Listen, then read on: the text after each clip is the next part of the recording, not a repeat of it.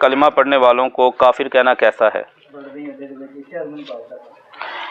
کلمہ پڑھنے والے کو کافر کہنا جائز نہیں، جب تک اگر وہ کفریہ کام کر رہا ہے، وہ اعلانیہ شرکیہ کام کر رہا ہے، اور آپ اس کو جا کے بتاتے ہیں، سمجھاتے ہیں، دلیل وہ آگے سے اپنے شرکیہ اور کفریہ کام کے اوپر کسی نے غلط اس کو بتایا ہوا کہ یہ دلیل ہے اس کام کی، وہ کہتا میرے پاس یہ دلیل ہے، ایسی صورت میں بالکل نہیں کہہ سکتے۔ لیکن اگر وہ لا الہ الا اللہ کلمہ پڑھنے والا وہ اعلانیہ اپنے کلمے سے منکر ہو جائے، اسلام کے دعوے سے دستبردار ہو جائے، تو پھر اس نے خود اعلان کر دیا۔ دلیل کیا ہے کہ کلمہ پڑھنے والے کو ہم کافر نہیں کہہ سکتے؟ دلیل کیا ہے؟ صحیح مسلم کتاب الایمان میں حدیث سیدنا اسامہ بن زید رضی اللہ تعالی عنہ کی، سیدنا عمران بن حسین رضی اللہ تعالی عنہ کی، کہتے ہیں کہ نبی کریم صلی اللہ علیہ وآلہ وسلم نے ہمیں ایک جہاد کے لیے تیار کر کے بھیجا، ہم چلے گئے۔ فرماتے ہیں کہ میں ہاتھ میں تلوار پکڑے، میں نے دیکھا ایک کافروں کا بندہ تھا، وہ جس طرف بھی جاتا نا مسلمانوں کی گردنیں اتارتا جا رہا تھا، کسی بندے سے قابو نہیں آ رہا تھا، کسی ہمارے گروپ کسی لشکر سے قابو نہیں آ رہا تھا۔ میں نے اس کا پیچھا کیا، پیچھا کرتے کرتے میں وہاں پہ پہنچ گیا، میں نے تلوار اٹھائی، تلوار اٹھا کے یوں ہی میں اس کی گردن اتارنے لگا، اس نے کہا لا الہ الا اللہ، اس نے کلمہ پڑھ دیا۔ میں نے کہا، میں نے اس کی گردن اتار دی۔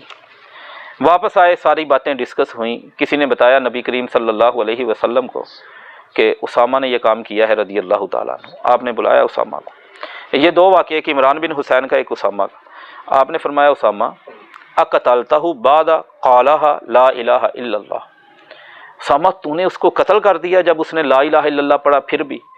میں نے کہا اللہ کے نبی صلی اللہ علیہ وآلہ وسلم قالہا، یہ جو کلمہ اس نے پڑھا تھا نا، یہ اس نے میری تلوار سے بچنے کے لیے پڑھا تھا۔ اب یہاں پہ کیا ہے، اس نے کلمہ پڑھا ہے تو یہ کیا سمجھ لیں کہ یہ بندہ مسلمان نہیں ہے۔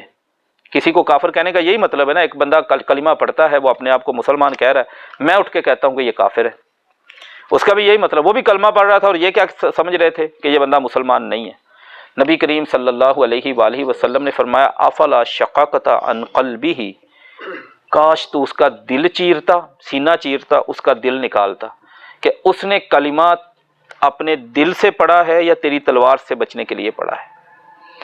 کہتے ہیں کہ نبی کریم صلی اللہ علیہ وسلم نے یہ جملہ اتنی بار کہا حتی تمنیت، اس وقت میرے دل میں یہ آرزو پیدا ہوئی کہ کاش لم اکن اسلمت قبل ھذا، کہ آج سے پہلے میں مسلمان ہی نہ ہوتا، یعنی میں پہلے مسلمان نہ ہوا ہوتا تو یہ جرم میرے کھاتے میں نہ ہوتا، آج میں کلمہ پڑھ کے مسلمان ہوتا تو اس جرم سے تو بچ جاتا۔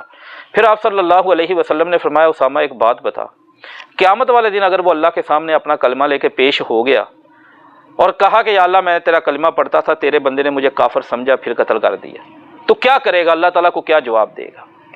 کہتے میں نے توبہ کی۔ سنن ابن ماجہ میں کتاب الفتن میں صحیح سند سے حدیث ہے، وہ بھی اس سے ملتی جلتی اور اس میں تو انجام اور بھی خطرناک ہے۔ تو جب تک کوئی بھی بندہ کلمہ توحید کا اقرار کرتا ہے، اس کے کام جیسے بھی ہیں، اگر آپ اس کے پاس گئے ہیں، جا کے اس کو دعوت دی ہے، دلائل بتائے ہیں، حجت قائم کر دی ہے، اور اس کے بعد اس کے کچھ شبہات ہیں، یعنی کسی چیز کا دلیل کا مطلب کسی نے غلط بتایا ہوا وہ لے کے بیٹھا ہے، پھر بھی آپ اس کو کافر نہیں کہہ سکتے۔ یہ تکفیر معین اس کو کہتے ہیں۔ تکفیر معین کا یہ ہے کہ اگر وہ کافر نہ ہوا تو کہنے والا کافر ہو جائے گا۔ اس لیے علماء سے یہ بات کہ کون کون سی شرطیں ہیں جن کے ساتھ بندہ کسی کو کافر کہہ سکتا ہے، شرطیں ہیں تقریباً 6-7 شرطیں بنتی ہیں، موانع ہیں ان کا انتفاع ضروری ہے، شروط ہیں جن کا تحقق ضروری ہے، پھر کسی کو کہا جا سکتا ہے۔